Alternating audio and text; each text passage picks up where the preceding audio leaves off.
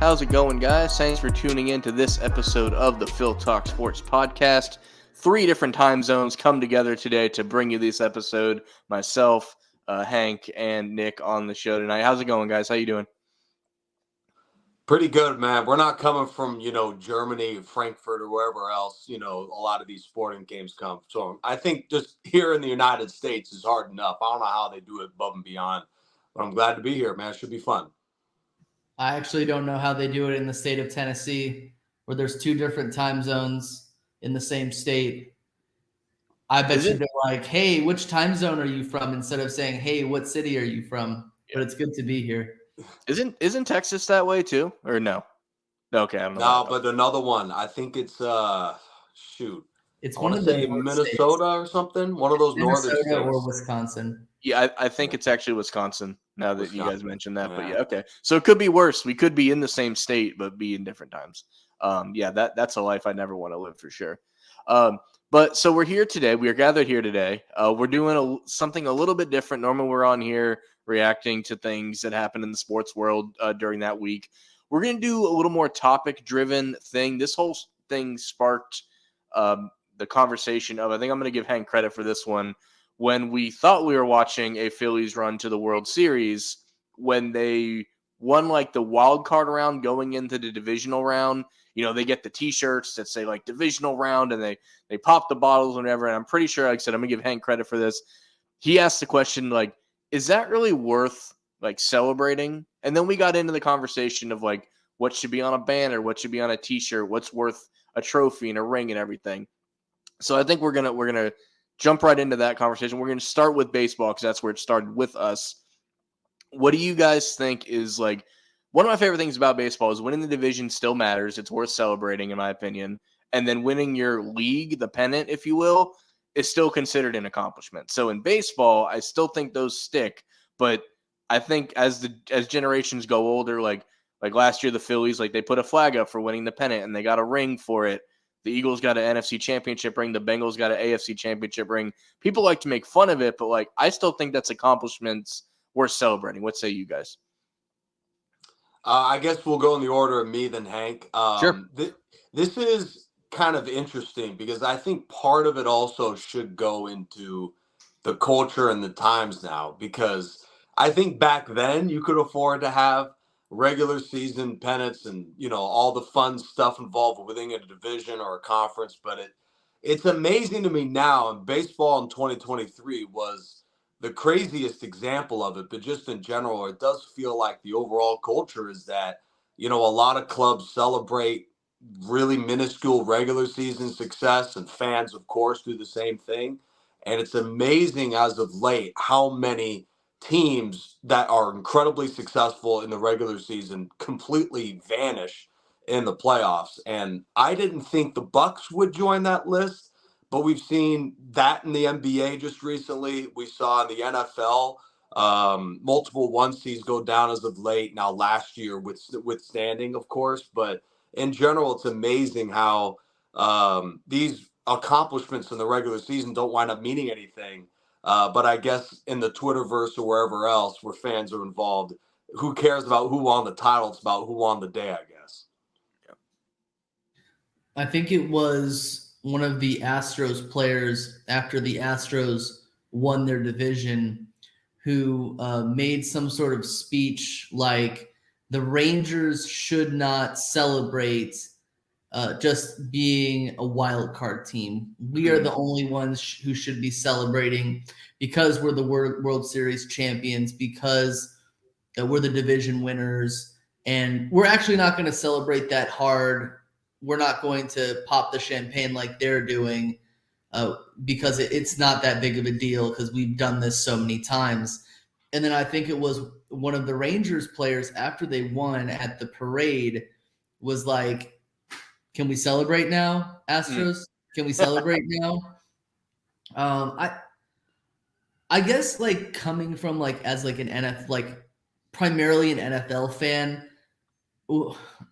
and I don't know if we're going to get to the NFL right now. I don't know if there's like kind of like a cycle to it. But I think like the one team that everybody looks to and like kind of laughs at in terms of like why did you raise up that banner? I think it was like the 2014 Indianapolis Colts who rose up an AFC runner-up.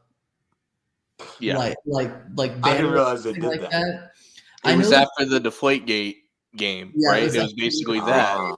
Which that probably wouldn't have been anything. Like they got blown out anyway. But like I know that the Eagles, the only time they put up a banner is if they won the division, they've won the Super Bowl, or they've won the conference. Right. Which even that, like people started making fun of. Like 49ers fans were making fun of it because of how the Eagles kind of won the conference in terms of knocking out 2 quarterbacks and just dominating the 49ers because their only option was a guy who couldn't throw a football more than 2 yards. So my personal standpoint is like, yeah, it's silly if it's anything but a division championship or a Super Bowl, but at the end of the day, like whatever you have to feel good about your franchise like people got mad when Nick Sirianni was like mugging for the camera during a playoff game, but they weren't upset that Brian Daboll lit up a cigar after beating the Packers in London. So right. It really like people just pick and choose whatever they think is egregiously bad or something that you should celebrate every single day. I don't know. I think before we get back to Nick here, I want to say I think the Eagles, from a football perspective, do it perfectly. Like you can put there's division banners that are one size. The NFC champion banners are a size slightly bigger than that, and then the one Super Bowl banner is considerably bigger than that. So like I think when you put it into perspective like that visually, it makes sense. You're not trying to pretend that all these, like that AFC runner-up banner was the same size as their Super Bowl banner when they had it up.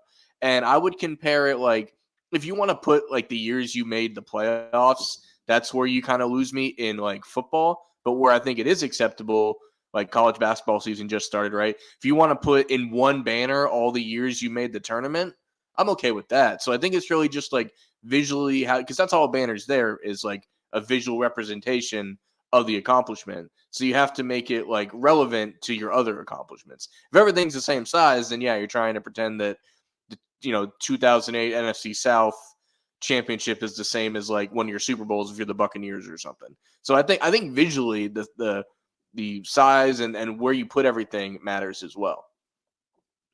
Yeah, to me, division banners in football is kind of a weird thing to put up because it's like a best out of 4. Seems very, very likely that at some point you're gonna earn that. There has to be some sort of non-participation trophy type of vibe, in my opinion. So to me, I think if we're going baseball right now, because the playoff field is so small. Right.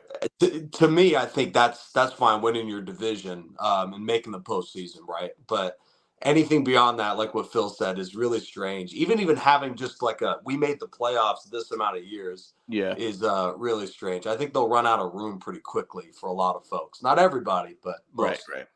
Right. I'm okay with like let's say you made the playoffs. There'll be like a Atlanta Braves playoffs 2023 shirt out there, like. I'm okay with that being made, but yeah, I don't think the players are going to gravitate to that very much.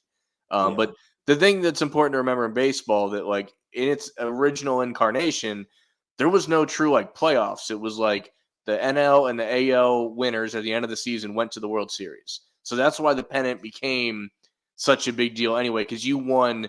There was like 16 teams in the whole major leagues. You had 8 and 8. So it was just one like fat division. And now there's 5, which for some reason the 5 divisions for baseball feels that much more of an accomplishment over football. It's only one extra team. Like when I went to research this in my head, there was like, oh, there's like 7 or 8. No, there's only 5. There's only one extra. But for some reason, it does feel more of an accomplishment the way I look at it too. I think it also has to do with the fact that the playoff games they're more plentiful. Like in the NFL, it's one and done. Like if you there is no like consolation. Oh, we can get him. We might be able to get him tomorrow. in baseball, it's like it's more of a fanfare sort of situation because like the wild card and the divisional and then the league pennant and then the World Series. You could end up like if you get there at the end, like if it comes down to Game 7 in the World Series, you could end up be playing like 14, 15, 16 games, or I don't know what the total number is in my head. That might be a little too much, but like you could end up playing a lot. You know what I'm saying? So you could play if everything went the distance, you'd be like in the 20s. Yeah. So yeah, because you got two. Yeah. So I get what you're saying. It's definitely worth it. I think that it's much more of a fanfare. Now with like t-shirts and hats, I know that they give t-shirts and hats for like every round in baseball, but in football they really only give them out for like division winners, conference champions, and Super Bowl champions. So, whatever works for you. Obviously, franchises that haven't won as much are less likely to like do the kind of extra stuff and I mean, the ones that have won a lot do less of the extra stuff. The ones that win not as much do more of the extra stuff. So it's just whatever you do. I really only think it should be for football division winners and Super Bowl. You get the banner. Because really what sparked this whole thing was the Phillies winning. Like they swept the Marlins and they had the NLDS shirts on. And this isn't just the Phillies, like the Rangers did the same thing, and shout out to them for winning the whole thing. But like a divisional round shirt, I think we all went like, is that really necessary? I think making it to the AL NL championship, the AFC NFC championship, that's where that would start. Because like winning your division, that's a regular season accomplishment. It's really the best thing you can do in the regular season if you look at it that way. So I think that deserves to be, remembered. And then making to the champion. This is something I've always said. I'm curious your guys' opinion. In the NFL, at least, the AFC and NFC championship games should have jersey patches the way the Super Bowl does. They could be smaller. They could be a little less like in your face about it. But you're playing in a championship game, and that is something that I'd say it really just brings it to like college bowl games. Like they all have jersey patches, and I would not hate that idea. I think it's too late now for them to randomly start doing that. I think what made me think of it is now when teams win the Super Bowl, that opening game for a couple of years there, they had like we did it, the Eagles did it, the Super Bowl champion patch on the jersey for like banner night. For some reason that went away. Only like 2-3 teams did it. I don't think the Chiefs did it this past year. But I like both those things personally. I don't know how you guys felt about those. Agreed with the patch. Love it. I don't know if they already do like a little logo at the side of the field. They do. That's a thing. They do that too. Okay. All right. Just. I really want to be on Hank's side, but one indelible image in my mind is the 08 Cardinals winning the NFC and having Kurt Warner stand on the podium saying, it's something like, when nobody else believed in us, we did, and we're going to the Super Bowl. And that moment with him wearing the hat and the NFC champion shirt has me sold that they should also celebrate that too. Not for a team like the Patriots. I want to say it was the last Super Bowl they went to against the Rams, where the week before when they won the AFC title game, they're passing around the Larry O'Brien or whatever it was. Not Larry O'Brien, but the whatever the conference title name is. Lamar Hunt, I think, is the AFC Lamar Hunt trophy. Yeah. There it is. All right. And they're passing around like, you get this out of my sight. I don't want this. Well, there's this picture that I'd love to find. They're trying to hand it to Belichick, and he's like, he gives him this scowl, like, I don't fucking want that thing. Like, and part of it is, this is a whole branch off conversation, the AFC and NFC title trophies used to look awesome. Like the picture of Brian Dawkins having it in 2004 looked awesome. It was this big fat base with the NFC on top. Now it's these little my nephew just got the same trophy for finishing a soccer season at 5 years old. So yeah, I wouldn't want it either. Like if you look at the Eagles trophy case, because they have the one from 2004 and then they have the past two, like they don't even look like they represent the same thing. So that's a whole nother conversation. But yeah, I don't think anybody's arguing the AFC NFC championship hats and shirts. That should always be a thing. Yeah, I was gonna say something more on the lines of they should just be worried about changing the theme of that trophy more than anything else. Mhm. I mean, it looks pathetic. Yeah. Really, it does. Just like an outline. The trophy is like the outline of a football with a base. Yeah. I don't know why they changed it to that. They just got real lazy. I think that was during the time where all like from like Super Bowl, I think it's like Super Bowl 45 all the way to like Super Bowl 53. All the logos just looked the same. They were just like that same silver block number or block Roman numerals. When before they used to be like so spectacular. I always used to look forward to the Super Bowl patches. But honestly, like this the patch right here, like that just looks kind of dumb. I mean, it looks cool if that's like a one-off. But Right.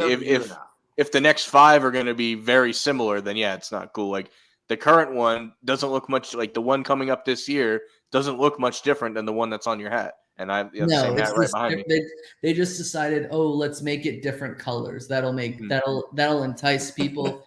That'll entice people because we know that NFL fans care so much about the color of the logo because they've got such large ADD or ADHD that we put flashy lights in their face that they jump up in the air and they follow the little laser pointer like a little cat. And Nick, you mentioned the AFC, NFC on the field on the near the sideline. I missed the days, and I think the picture that's behind your head is the last time they did it in the NBA for the finals. They used to have the trophy on the court, and they used to have they used to have a jersey little trophy patch on the NBA jerseys, and now it's on like the back collar. If that's the one where they clinched in Orlando, that was the last one. So. Okay, getting that thing right there. Yeah. So like, I'm pretty sure. Nice? Yeah, it looks real nice right there. But it's literally been over 10 years since they've had the trophy logo on the NBA court. That's something they should bring back too. It makes the court now that they're into getting these special courts back for this in-season tournament. I think they should do it for the finals as well. Oh yeah, that's a whole other thing though. It's just there's too much color now, and maybe that's to Hank's point.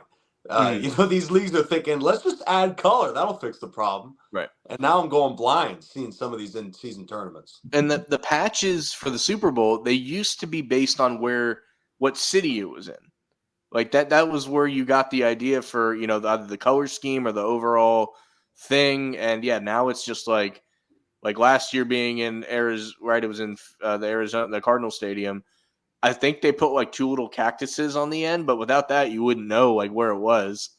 And then some people have this conspiracy theory that it was always going to be the Eagles and Chiefs because the logo is like a teal color and red. Yeah. Yep. And I was like, well, that could have easily been the 49ers and the Jaguars. Right. And they picked 2 out of like the last 10. And the Jaguars. And this year, I think, is a teal and a yellow or something. No, so it's purple and red. Yeah. It's Vikings and Chiefs. So those or Ravens. Other people are saying it's Ravens 49ers. There you go. Or Ravens. And then like with ours, like there was no. I guess it was supposed to be like the Raiders away, and like nobody has that light blue, so I don't know what you would. Oh, Chargers, I remember. This is like a completely off-topic thing. If anyone remembers the Eagles Super Bowl jerseys, they came in like black, like the black jersey without the green like collar. Mm-hmm. A lot of people theorize that they were just they had too many extra Raiders jerseys and they just decided to put the Eagles logo on it. Like I remember the Eagles Super Bowl jerseys from last year. Mm-hmm. Like they were coming out with these silver jerseys and I was like, yeah, I never understood that. Don't wear silver. Yeah. At and all. if we didn't wear it in the game, I'm not buying it. Like, like they made Jalen Hurts jerseys, and then even the first one, like there was like a Nick Foles in white with Super Bowl patch. I'm like, we didn't wear white. I'm not getting that. I'm waiting until the greens come back in stock. That's how I feel. So the opposite of baseball still having divisions that matter. I am going to lead the charge right now.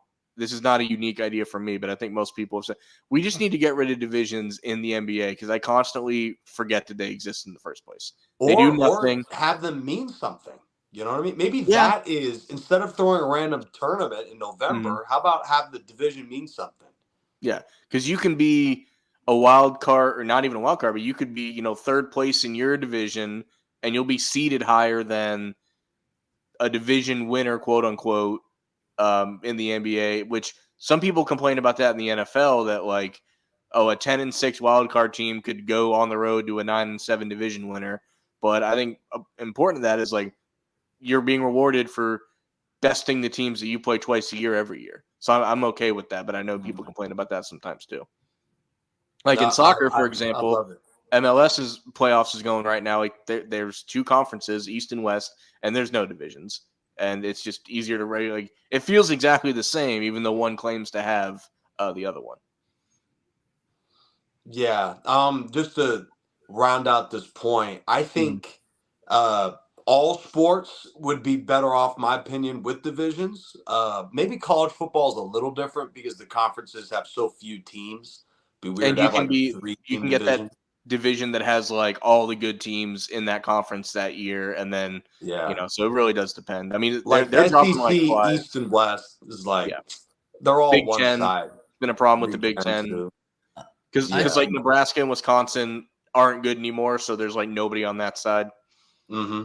This might be like a wildish idea. I know I kind of come up with some of those. What do you think about the idea that you can change divisions in your conference in the NBA and the NHL? Nah, I don't know about that. As in you have control over it? You can be like you could like as the I know this. I mean, it's really dumb, but like when the season starts, you could like you're randomly given like a card that says that you can at a certain point in the season you can trade divisions. Like you'd be like, all right, I don't like the division that we're in right now. I want to trade divisions. And it's like randomly selected. Nobody knows. Everyone's given like a card, and one card just has like a thumbs up on it, like you're playing poker. And you could just be like, I'm just going to trade divisions right now because we're in a division right now that sucks or that is really good. And we kind of are average and we're not really making but that division right there, we would be in first place if we were in that division. So that we want sounds to trade like with another team. If we were like, and we're keeping an open mind about everything here, but if the Savannah Bananas decided they were starting a whole baseball league, that sounds like something they would have in there. It's like, oh, we're 4th in the West, but look at this, now we're 1st in the East.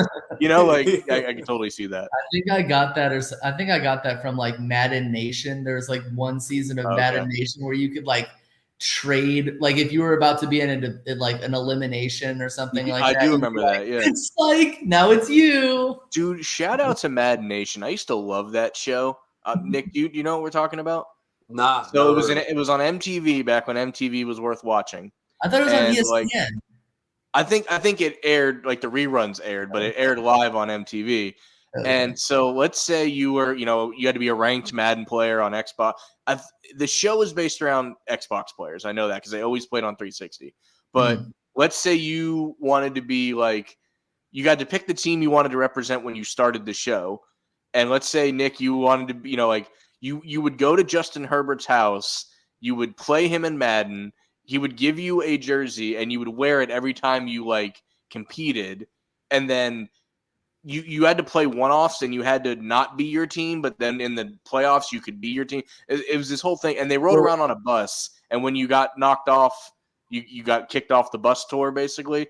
What would you say, Hank? Like 3 seasons of this? There was one other element to it. It was the fact that you would play basically. You would play every episode. You'd play a tournament with all the other players on the bus, and the player who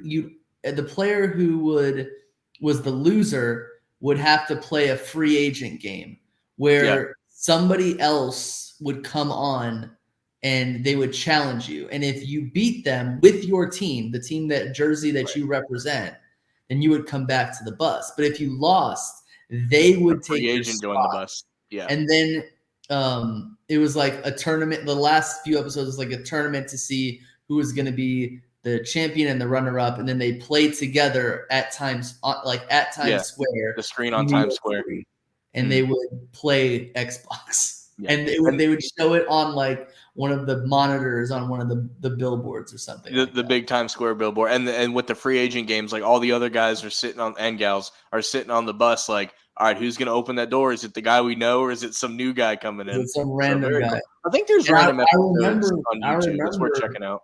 I remember the champion of the first season was like the last dude to show up in a free agent game. Okay. His name was like Duka the Killer or something. Oh, like yeah. That. No, I remember watching his YouTube stuff. There was one guy I'll never forget. He passed away. Did he really? Yeah. Yeah. Shout out to Duke the Killer. I remember there's one guy named Sherm Sticky, and he represented Chad Johnson. There you go. There's one guy. He was like Dynasty. It was like Dynasty, like DA Dynasty, and he was like hardcore Philly everything, but he was playing as the Niners, and he was repping Patrick Willis. And like anytime he wasn't his team, he would play the Eagles, but for some reason he was repping the Niners. I think they were just good in the year. He was like the biggest underdog. He called himself the travel agent because he'd book your flight home. Oh my god! And he said that many times. Yeah, but he did not win. He lost against a guy named like Young Nephew or something like that. I think he lost in the Times Square game. Yeah. He's booking it for himself or somebody, but no, I think he lost in the Times Square game for sure. Yeah, good stuff. Look up, Nick. You got some homework, man. You got to look up some Madden Nation episodes and tell us what you think. I love that. Now, those are like backyard rules for like basketball or whatever. You get a crew. If you advance, you stay on the court. Whoever loses gets off the court and got to make a new team. So that's what we'll do on the court. Now, having that fun idea transition to like the Eagles are struggling in the NFC East. So let me join the NFC South. Right. I don't know about that, but no, I love the idea. Like I love it. Baseball or basketball and hockey. Or I guess it doesn't have divisions anymore, but I would not be against in the NFL, like, because geographically they don't all make sense.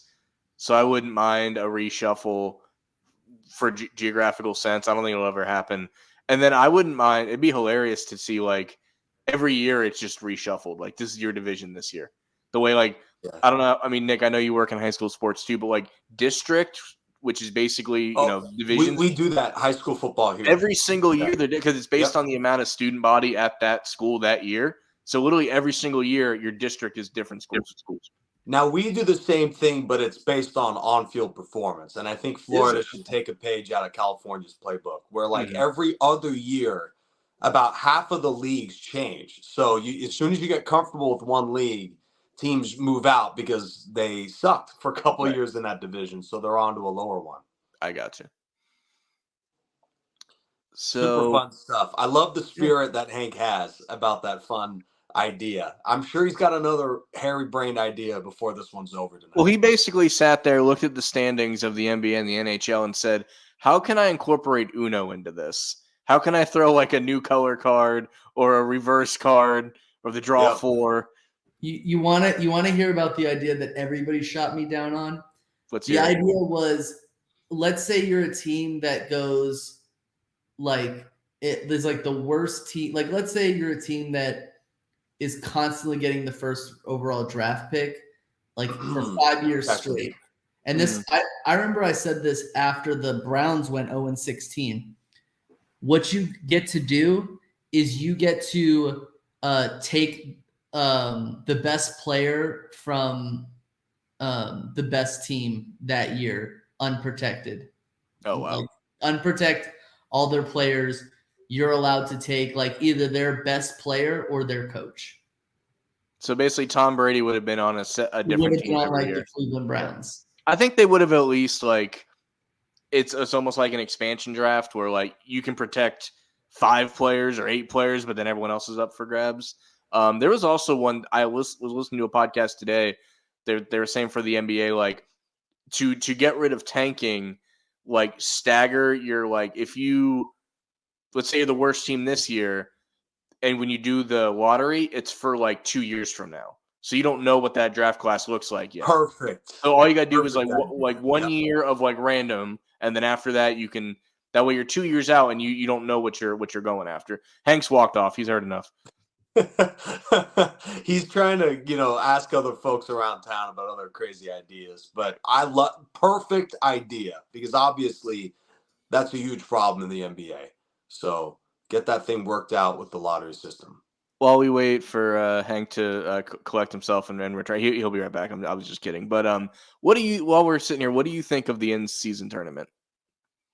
They for my Lakers, they haven't started yet. For the others, they have. But just the kind concept. of like I said, to me, it is the spirit of the idea is good, but I think it's kind of silly in my opinion. I think they could have went about it a different way. Like divisions, to me, is a pretty great idea of having winning particular sections of the conference. A good, and then there's like the 65 game threshold for winning all NBA. That was to me a good idea where you're not changing the way the game's played and changing the importance of certain games anymore. It still is all about making the playoffs and going on a run. I think, to be honest, and I like the play-in tournament, but I think they kind of went backwards with doing that because now earning a top 8 spot is not as significant as just making a top 10 spot. So all in all, I think the spirit is right, but the actual idea, I don't like it. I don't think it'll work. I love the idea about it. I think that it makes it so that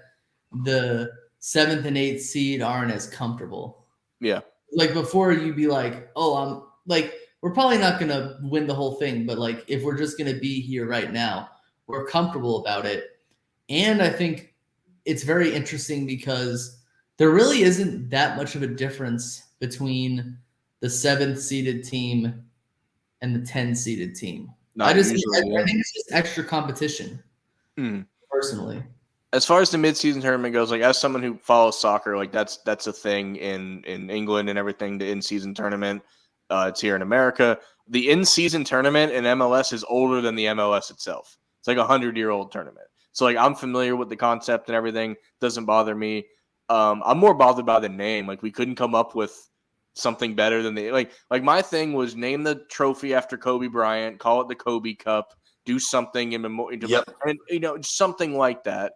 And then I think at the end of the day, as a fan, you need a reason to care. Like they get 30 teams in the league? The winning team gets like the 31st pick. There's an extra pick in the first round.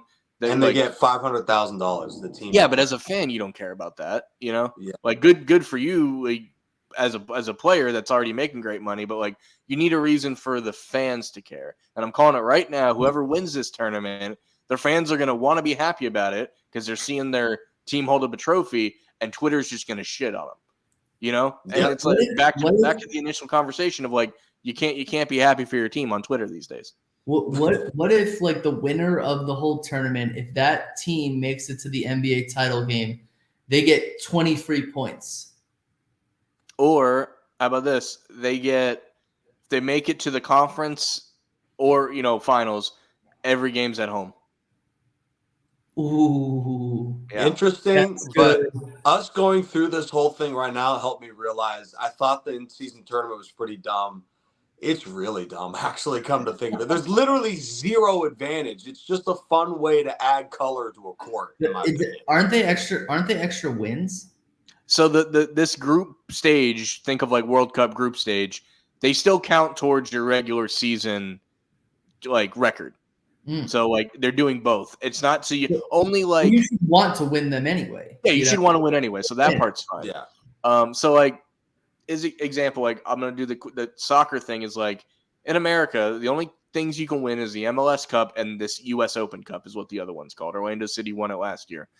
That's the only, and then the third thing you can win is there's a regular season championship. Like whoever has the most, because you get 3 points for a win, 1 for a tie, none for losing. So if you have the most points, kind of like in hockey, at the end of it, you get a trophy as well. In the NHL, it's the President's Cup.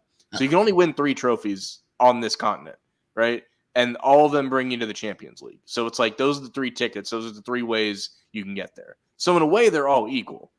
like you might want to win the league more than the cup, or the regular season might be cool for you. But like in soccer, it makes total sense. The NBA needs to give you a reason to care about this other tournament. I got an idea. If we're gonna do the play-in type of thing, how about an automatic playoff berth to whoever wins the in-season tournament? I'm good with that. Yeah, I'm good with that. But then like they would probably be like not trying as much later on in the season because they're like, boom, I'm already in. Yeah. But that's the problem about putting it in November. It's like, what about what if this whole tournament March was like or April, a preseason tournament? Mm-hmm.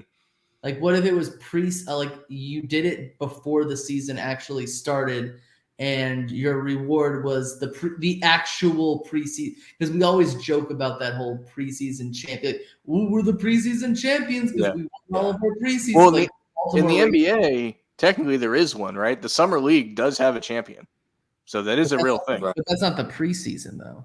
No, it's a whole separate for sure. Yeah, and in the NBA, it is kind of weird because a lot of stars don't play in the preseason. That'd be a fun NFL. I know how you guys feel about that. So about what? About starters playing during the preseason. Oh yeah. All right, so we pretty much discussed all the reasons to celebrate regular season success, postseason success, all that. Let's talk about the seasons themselves. We're going to go through all the major sports leagues in this country and say we'll do what we think the right number of games for the regular season is. Let's start with the easy one here. Let's start with the NFL. I don't think anybody looked at the 16-game season and said that's got to change. Do you guys have any reason to think like we're eventually going to get 18 because an odd number annoys me. I don't like an odd number for game. Never in the history of this league has there been an odd number of games. It started at 10, it went to 12, went to 14, went to 16. It always went up by 2. So the fact that it went up by 1 is really annoying to me. I think we're eventually going to get 18. I was totally fine with 16. Is there anything else you guys would do for the NFL season? This one seems like pretty easy. To me, I think 18 is cool too. I'm happy with 18 as well because then you get to play. Because there's this weird quirk where every now and then there's a team that plays like nobody almost the whole year because it just so happened their division stinks. The division of the other conference they play stinks. So 18 is kind of fun where you get 2 more random additions, and maybe one of them might be like a juggernaut club. So I'm fine with 18 as well. But 17 is ridiculous because also half of the league has an extra home game and the half doesn't. Right. So. Mm-hmm. Yeah, I'm all for 16. I'm less likely for 18, but I like 18 more than 17. Oh yeah. But yeah, I was totally opposed to 17. I thought that was really dumb. Like you're always used to like one team being 500, and you really can't possibly be 500 unless you get a tie. Which and the Commanders got a tie last year, so they were perfectly at 500. Yeah, but nobody can seek being average like a Washington football team. That's for sure. But what I will say is, if there was 18 games, I would be much more happy with the fact that there are 7 playoff teams per conference. Yeah. I didn't really think it made much sense when there were only 16 games, but I think it would make more sense if there was 18 games. I'll throw this out before, and we'll jump right to the next one after this. 18 weeks, 18 games, but 2 bye weeks. Perfect. Yeah, I think. I think they tried that once in a 16-game season, and everybody hated it. Yeah, but with 18, I think it's necessary. It was before I became a fan. Like it was like I was like the early 90s. They had 16 games, 18 weeks, and 2 bye weeks. Mm-hmm.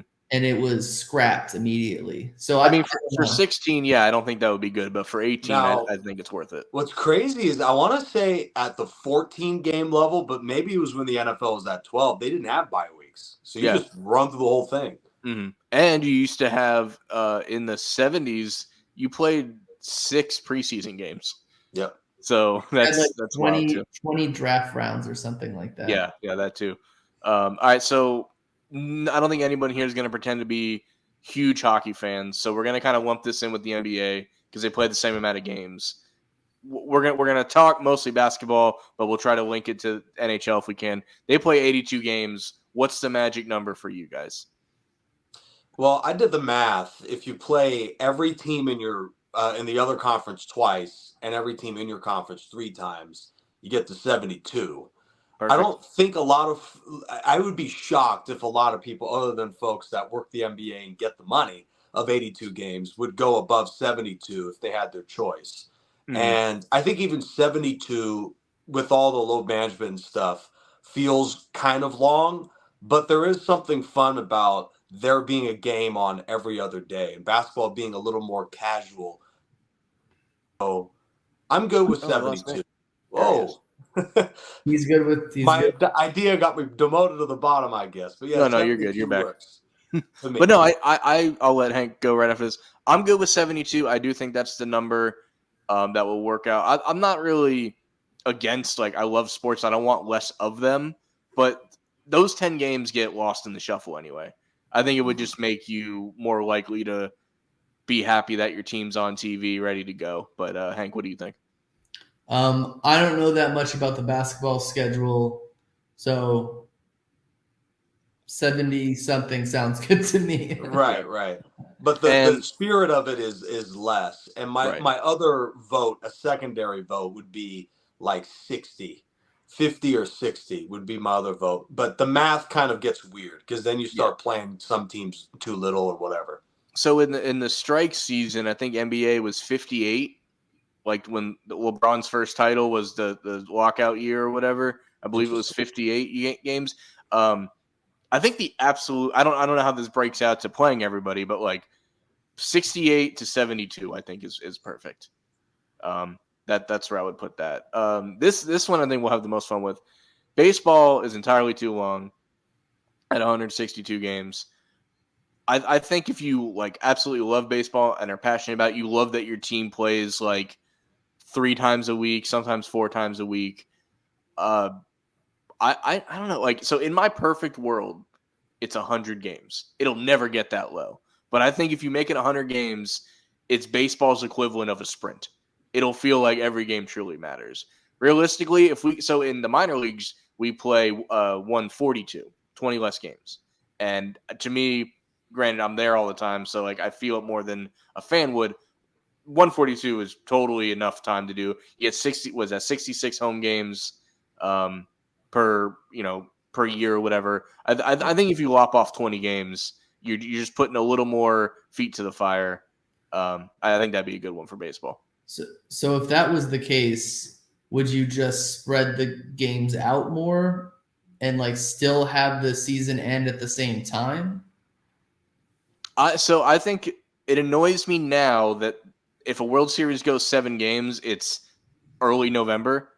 Like your postseason should be done by October. So yeah, if you want to pull it back at like 2-3 weeks so that your postseason will always end in October no matter what, because that's what people were used to, in the 70s, 80s, and 90s and everything. So that doesn't, like, this World Series ended in October, but if it went to a 6 or 7 game, this one ended. This one ended November 2nd, I think. And it was barely not a sweep. So that means it's almost guaranteed to end outside of October. And like the Phillies thing was Red October. October is synonymous with playoffs. If every round had a game, had a team that went to like the maximum number of games, then it would probably be like November 12th. By the time I think if you chop off 20 games, you can pull the season back. You can easily have the postseason end in October. The actual month it belongs in. Yeah. Yes, exactly. And I've never been good at math. If you do 142, that's 71. I said 61. 71 home games, 71 away games. Still plenty of baseball, in my opinion. Well, I got a little bit of math for you. Quick math, so I might be wrong. But I believe since the MLB is 30, right? 30 teams. Yeah. 3 divisions, each conference 5. You play everybody 3 times, right? 3-game series. You play everybody in your division 2 3-game series, so that's 6. You're at 109. And I don't know how you could trim that to 100 or maybe boost it up to 120. but I think those numbers are magic because give I've me worked 110. Just throw one random game in there for 110. one random. Boom. That's right. Yeah. So because Phil's worked college baseball and I've worked college baseball, so that 60 game season or 65, I think, something like 68. that. Is so 68 with is college baseball, incredible. I love it. Yeah. The So with 68. college baseball, everyone doesn't necessarily play the exact same number because you can schedule at a conference game here that this other team doesn't. But they have the perfect schedule because you play Friday, Saturday, Sunday, and then you play one game during the week, either Tuesday or Wednesday. Mhm. That's your schedule every week of the season. So they have that down packed. Yeah, I think that's and pretty awesome. you can make up a game easily if there's a storm that comes through or whatever. So Yep. I think you could take a little bit off the beginning. I think they start in early April. You can kind of trim a few weeks there and then push a few at the end and have it end in October versus having a total logjam in November. So That's the other any thing. more than 120 is insane to me. And my vote would be 100 exactly, like you said, Phil. But I know it's ridiculous. You can't. I mean, I don't know how they still have as many fans as they do. It's insane to me. And well, then they were smart enough to series change. They were smart enough to change what they changed this year with the pitch clock and everything. That helped tremendously. Even the most diehard of baseball fans, a month into the season, admitted that this is really helpful for the product. So that's good. No, I think you drop it to 142, and then you can even drop the minors down to 122 or 110, like you were saying. But that's where I'm at with that. MLS is 34 games. That's not the problem. The problem is they start and stop for all these international breaks. So if you can tighten it up and keep the 34 games, we're all good. But there's like 2 built-in several week breaks in the season, and as Americans, we're not prepared for that. So that needs to be changed for sure. Yeah. So did we get all the major, right? That's all the major sports leagues. We got them in there, right? I think the summary is that how they do it in college is a little closer to legit, more urgency in college sports. So let's say, basically the only sport we even considered more games is the NFL, and it was just to make it an even number. So that notwithstanding, we trimmed every other one just now. Does any of those help with the load management situation? Like if the NBA is 72 games, I feel like if guys are only playing 70 right now because they play 82, if you bring it to 72, are they only playing 61 now? Like, is it never going to be enough? For a lot of it, yeah, I feel exactly the same because you'll see at the end of the year in the NBA, a lot of the times the folks that are there in the end are the ones that play the most games. I mean, it just makes sense. Every game is an opportunity to get better. And obviously the Spurs had this load management thing, but people forget a lot of that was like towards the end of the Duncan, Ginobili, Parker era.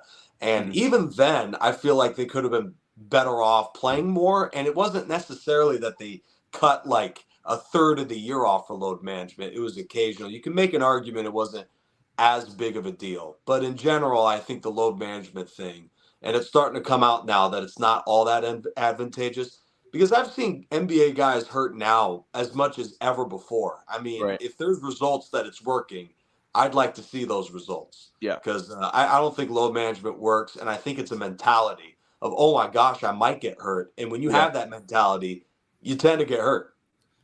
I think that in the NFL, they once propositioned this whole thought process that if we were going to have 17 or 18 games, then your starters would pick the games that they would play like 16 games during the season. Like you could only play 16 games and then your backups would have to play the other games. So that would like cause like different strategies like, oh, this player is going to play in these games, so I'm not going to play in that game, and you're going to play in that game because their backup is not very good. So that'll help this team out win. It would basically turn fruition. Yeah, it would basically turn an NFL roster into a baseball pitching rotation. Yeah, except your pitcher would pitch 16 games, and then your ace would pitch 16 games, and then Your bullpen has to the cover. bullpen would pitch 2 games. Yeah, for sure. I remember hearing about that. Yeah, that's a little far fetched. It would totally change the makeup of your roster too. If you knew for a fact that you need another quarterback to play 2 games minimum, that's not even counting injuries and whatnot. But then, if the guy gets hurt and he's healthy by the time, so that would all be a mess. But yeah, that would be crazy. Overall, I don't know that. And it's funny too, right? In the NBA specifically, like we have more medical facility, more staff than we ever have, and the injuries, we've had as many injuries as we've ever had too. Like Nick said, I think it's a mentality of like, and granted, these are people's bodies and their careers and their livelihoods, but like, I do think there's a little bit of over tenderness. Like, I'm worried about getting hurt. Like, as a Magic fan, like, we're 3 games into the season, or I'm sorry, we're 6 games into the season. Jonathan Isaac's already had to take like load management games because he's coming back from an injury after like 3 years of barely playing. To me, I think it'll always be a problem, unfortunately. To be fair, there are injuries now than there's more than there's ever been in like every sport, especially in the NFL. And I really think it's because players are deciding that they're not going to keep their injuries secret. Like remember when our Super Bowl season when Jason Kelce, like his whole body was torn up and there were no limbs that should have been working, but somehow they were. Right. Like Alshon Jeffrey also. Alshon Jeffrey too, and they come out at the end of the season, they're like, "This is what happened to me." But like nowadays, like if a dude has any sort of like bad injury, it's gonna get reported, and they're probably not gonna play. Yeah, like I can't really think much of an example, but like we just need to understand. And Kirk Cousins kind of taught me this. We just need to understand that by the end of the season, all of those players are nothing should be working in their bodies. Yeah. And like 20 years plus ago, guys who weren't actually healthy, we all thought were healthy. Right. I agree. I think there's a lot to do with it. I can only think of one example of like, so you mentioned earlier, the NFC Championship game, the Eagles knock out Brock Purdy. And they went from like, this guy might miss all of next year to like week 1's here and he's playing. I'm like, what happened to like that? I don't know what went down Aaron there. Rodgers, he's saying he's coming back in 6 weeks. Yeah, and people were pissed about that. I think that's awesome. At least if he's being serious and he's really thinking about coming back, I think that's awesome. I think we need more of that, where guys are like, dude, I don't care what the numbers say. I don't care if I'm hurt. I'm playing. But I mean, it'll be great until he drops back and has a non-contact injury again. I would love to see it. Right. I have no ill will towards Aaron Rodgers, but like he got hurt without really getting hit. It could happen again, especially if it's not healed. But here's the one thing that, because I remember like a few years ago, I think it was like an Eagles-Cowboys game. I know we're not getting into Eagles-Cowboys here, but I remember when the game basically came down to the NFC East Championship. Like the final week really didn't matter that much because both teams were playing bad teams. Right. But Prescott got injured the previous week, his like shoulder or something like that. It was like some sort of AC joint thing. And I remember people were like, he's going to play. He's going to play. He's going to play. I was like, all right, I guess he's fine because he's going to play. And then he ended up having a horrendous game, scored 0 touchdowns, couldn't throw in the cold, and lost by like 8 points. And the response was, well, he was injured, so that's why we lost. Yeah. And my response was, well, then why did he play if he was injured? Yeah. Well, that was Brock Purdy a couple weeks ago too. He got a concussion, still played. He played because Cooper Rush sucks. Yeah. And I was like, well, 2 years later, Cooper Rush has only lost 1 game as a starter. Yeah. So apparently, like I always say, that it's better to have a healthy backup than an injured starter. I was just about to. You took the words right from what I was going to say. Like when you, and it's easy to say this with quarterbacks, but it does work with every position. Like your backup should be better than your starter at like 80%. Like that should be what you're looking for out of a quarterback. If they're not, then if they're not, then there's a huge problem. Right. Like a huge problem. And I mean, some starters can play super well injured, but you're doing yourself a disservice by going out there when you're not healthy. I mean, like right now, Jalen Hurts. He's Dude, not when well. Jalen Hurts Dude is went not to well. the ground, when he went to the ground, I was like, "Oh, we're gonna put Mariota in. This game is over. Yep. Our season is shot." Mhm. And then 3 plays later, he's like Jalen Hurts knew that and recognized that, because I don't think ever since what happened with Minshew last year, I don't think he has any faith in any backup. Speaking of Minshew, that was literally just about where I was going to go. There are guys, I say they have Gardner Minshew disease, where they are better coming off the bench in the middle of a game than they are starting. And Minshew's one of those guys for whatever reason. Yeah, you got the Fitzpatrick gene. But I think I'm going to go a little off the cuff here. And I love, I'm sure you guys watched The Last Dance too, with Michael Jordan a couple of years ago. And remembering, and I didn't know, that's what was so awesome about watching the doc for the first time. I mean, I knew that like his dad died, but when you see the timeline of it, not having lived during it, it was like, oh my gosh, like I can't believe it. And then I'm like, oh yeah, that's right, I remember.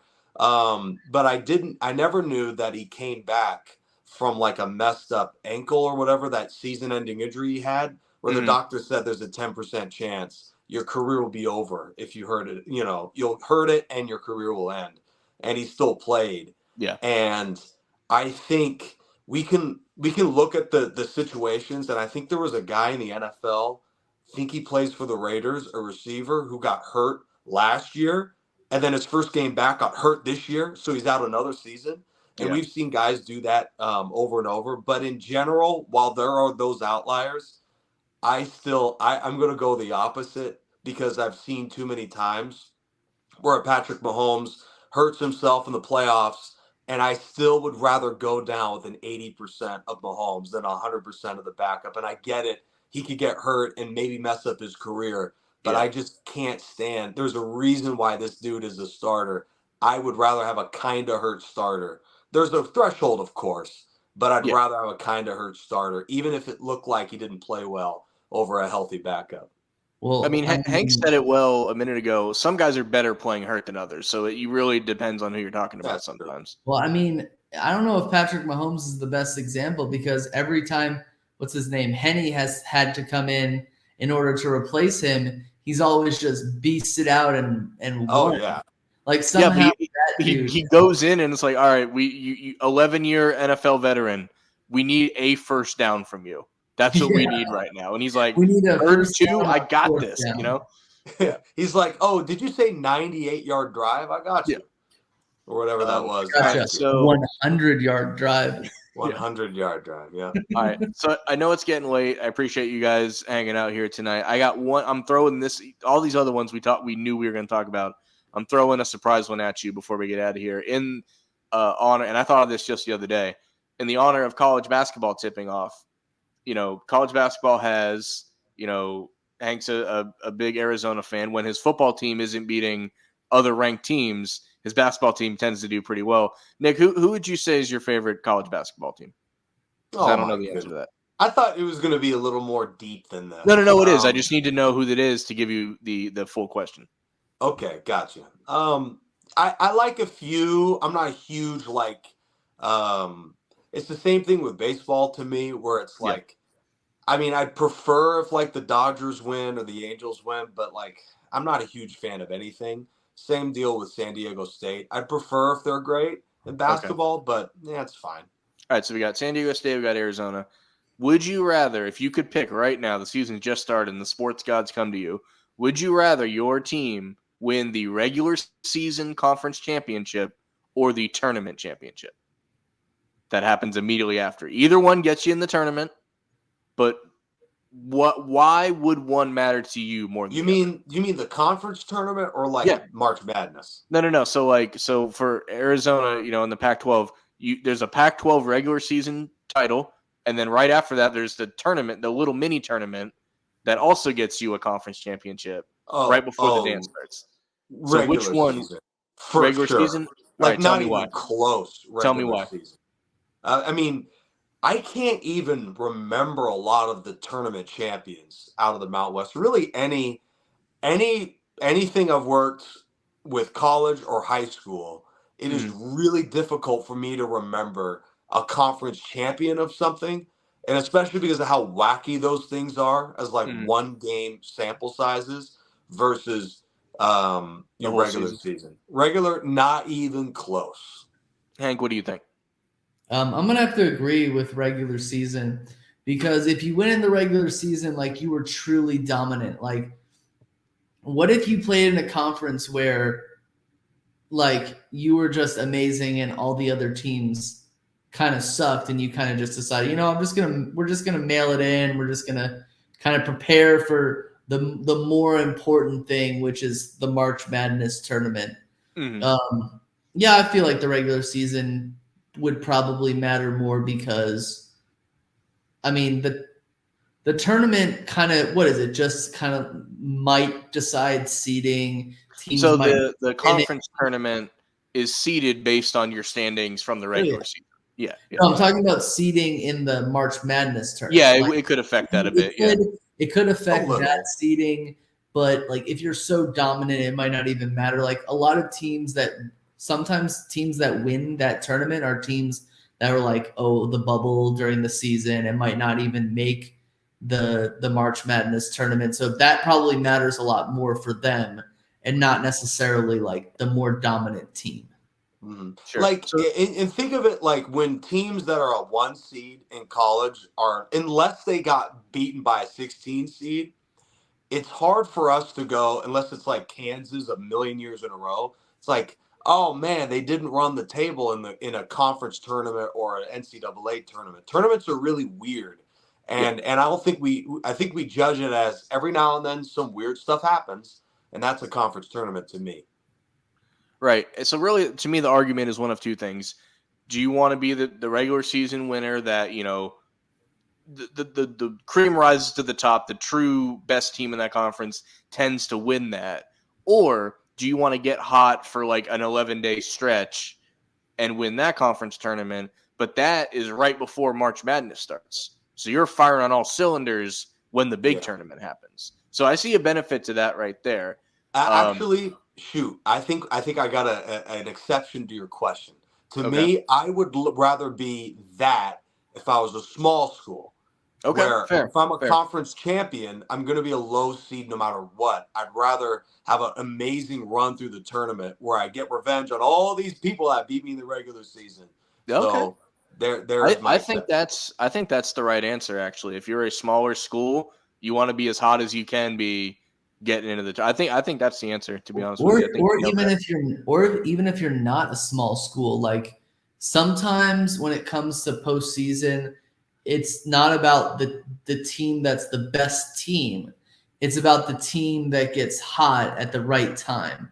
Like Yeah. we all remember, like everyone remembers like those Cinderella stories, like what was it, Jersey City or Saint something? What were they called? The Peacocks. They're from With New Oh, Jersey. that grandma, and then No. Chicago. Oral Roberts was the other one. Yeah, Remember Oral. them? Yeah. Mhm. I actually know somebody who went to Oral Roberts, but no, I'm talking about that college in New Jersey. It was called like Saint something, St. and their Francis, mascot St. was like Mary's, one of those. their, Yeah. Yep. their their mascot was like a peacock or something Yeah. like Yeah. that. And Mhm. they like completely ran the table. Like nobody had ever heard of this school. They'd never been Yeah. to the tournament before ever. The gym that they played on looked like a high school gym. You know what Yeah. I'm saying? So it could be different, but that's what I'm saying. Like for your school, and you can tie this into like baseball, softball, soccer. They all have the regular season and then the tournament type situation. So you could apply this to any sport. I think I will go if you're like if you finish like second or third in the regular season and then you win the tournament afterwards. I think that's a pretty productive season. I think you're feeling pretty proud of yourself the way that went down. Because you're like, hey man, like we grinded through the season, we got better as it went along, and then we took them all out one by one in a tournament setting. So I think if you win one or the other, you're chalking up to a good season anyway. But it's like I'll put it that way, if you're second or third in the regular season and then you win the tournament, To me, that's better than winning the regular season and getting bounced in like the second round of your conference tournament. Unless you're a small school. A couple of years ago, there's this small school in California called Cal Poly San Luis Obispo in the Big West. There was a year where they went, I think, 2-14, and they went something like 4-25 overall. I mean, a horrible year. Yeah. But they won the conference tournament, and they shocked a lot of teams that were like borderline ranked. And like receiving votes type of thing, and they ran the table and beat them, and they all went home. There's only one team that makes it in the conference. It was Cal Poly. So I'd rather be them. Thank you guys for indulging me in that one. I think that's what makes college sports great, is that there's all these different avenues. The way I mentioned about like the Champions League, like it doesn't matter how you punch your ticket. It just matters that you do. And mostly it's because it's like 19-year-olds never play the way that they should, or you want them to. Like, for sure. It's like how everybody makes fun of like college kickers and stuff like that. It's like none of them play the way that you want them to. And you kind of feel bad for guys like that, because like, when they screw up, like college fans are they're tough. Yeah, they should make a show on a sports show, like on a sports channel, where they have this thing where they talk about that. They should call it something like Bad Beats or whatever, about the weird stuff that happens in college. They should come up with something like that. Just out the people that are like adding 19-year-olds on Twitter, and that way they're embarrassed about it, and then they won't do it anymore. That would be great. But that is probably going to wrap it up for us, guys. I appreciate the 3 time zones getting together for some fun topics like this. We'll probably get back to reacting to the normal sports world in the future. But we had a couple of these built up. Maybe we'll do another one of these in the future when we have a couple evergreen topics like this thrown up. But thank you guys for being here. Appreciate it. Thank you all for listening. So we'll see you all next time.